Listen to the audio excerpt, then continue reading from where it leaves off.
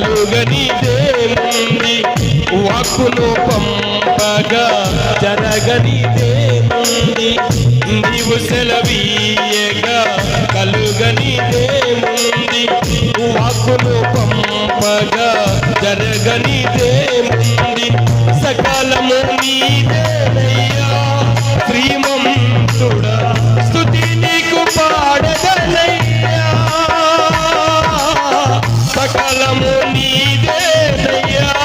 శ్రీమంతుడా స్తుతి నీకు పాడదనయ్యా సమకూర్చువాడవయ్యా నీ పిల్లలకు సమకూర్చువాడవయ్యా సమకూర్చువాడవయ్యా